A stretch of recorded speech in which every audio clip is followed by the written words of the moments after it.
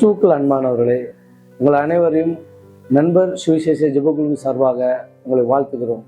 இன்றைய ஆத்தும மன்னா சங்கீதம் 37 அதிகாரம் 29 நீதிமான்கள் பூமியை சுதந்திரித்து கொண்டு என்றென்றைக்கும் அதிலே வாசமாக இருப்பார்கள். இந்த வசனத்திலிருந்து நம்ம ஒரு 3 விஷயத்த நம்ம கற்றுக்கொள்ள போகிறோம். நீதிமானை தாங்குதல், பூமியை சுதந்திரித்து கொள்ளுதல், வாசமாக இருங்கள். இந்த 3 விஷயத்தையும் நம்ம வேதத்தின் அடிப்படையில் நம்ம பார்ப்போம்.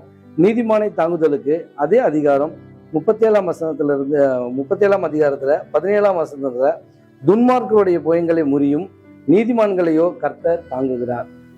நீதிமானை எப்படி கர்த்தர் தாங்குகிறார் அப்படிங்கிறத நம்ம இந்த வேதத்தின் அடிப்படையில் பார்க்கும்போது, துன்மார்க்கரை நம்மளை சுற்றி, நீதிமானை சுற்றி இருக்கிற துன்மார்க்கரை ஆண்டவர் எப்படியாய் அவங்களுடைய புயங்களை முறித்து நீதிமானை தாங்குகிறாருங்கிறத இந்த வசனத்தில் நம்ம பார்த்துக்கிட்டோம்.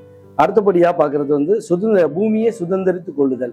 இதே அதிகாரத்துல 37 அதிகாரத்திலேயே 9வது வசனத்தை பார்த்தோம்னா, பொல்லாதவர்கள் அறுப்புண்டு போவார்கள், கர்த்தருக்கு காத்திருக்கிறவர்களோ பூமியை சுதந்திரித்து கொள்வார்கள்.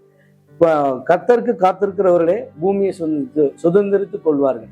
எப்படி நம்ம கர்த்தர்கிட்ட காத்திருக்கணும் அப்படிங்கிறத நம்ம கத்துக்கிட்டோம்னா, பொல்லாதவர்கள் எப்படி அறுப்புண்டு போகிறாருன்னு பார்க்கும்போது தான் நம்ம கர்த்தருக்கு காத்திருக்கிறதுல நம்ம தெரிஞ்சு கொள்ள முடியும். கர்த்தருக்கு காத்திருக்கு தெரிஞ்சுக்கிட்டோம்னா பூமியை நம்ம சுதந்திரித்து கொள்ளலாம். 3வது விஷயம், வாசமா இருங்கள் என்று நம்ம 3வது வார்த்தையை பார்க்கிறோம். அதுக்கு வெளிப்படுத்தின விசேஷம் 21 அதிகாரம் 3வது வசனம், மேலும் பரலோகத்திலிருந்து உண்டான ஒரு பெரும் சத்தத்தையும் கேட்டேன். அது இதோ மனுஷரிடத்திலே தேவனுடைய வாசஸ்தலமா இருக்கிறது, அவரிடத்திலே அவர் வாசமா இருப்பார், அவர்களும் அவருடைய ஜனமா இருப்பார்கள், தேவன் தாமே அவர்களோடு கூட இருந்து அவர்களுடைய தேவனா இருப்பார் என்று இந்த வசனம் சொல்லுது. எப்படி நம்ம வாசஸ்தலம் எப்படி இருக்கணும் அப்படின்னா, நம்ம கர்த்தருடைய பரலோகத்தில் இருக்கிறது தான் நம்மளுடைய வாசஸ்தலமா இருக்குது. அந்த வாசஸ்தலத்துக்கு நம்ம எப்படி இருக்கணும் அப்படின்னாக்கா, ஒரு பெரும் சத்தம் கேட்கும். அந்த சத்தத்தை கேட்டு நம்ம தேவனுடைய மனுஷரா இருக்கும்போது தான் தேவன் நம்மளுடைய தேவனுடைய வாசஸ்தலமா நம்ம இருப்போம். இந்த 3 விஷயத்தை நம்ம எப்படியா கத்துக்கிறோம்னா, நீதிமானை தாங்குதல், பூமியை சுதந்திரித்து கொள்ளுதல், வாசமாயிருங்க.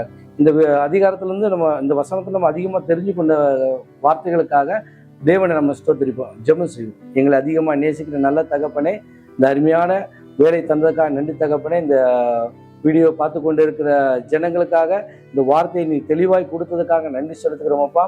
3 விஷயத்தை நாங்கள் இந்த காரியத்தில் கற்றுக்கொண்ட காரியத்துக்காக உமக்கு நன்றி செலுத்துவோம். இயேசுவின் நாமத்தினாலே ஆமென்.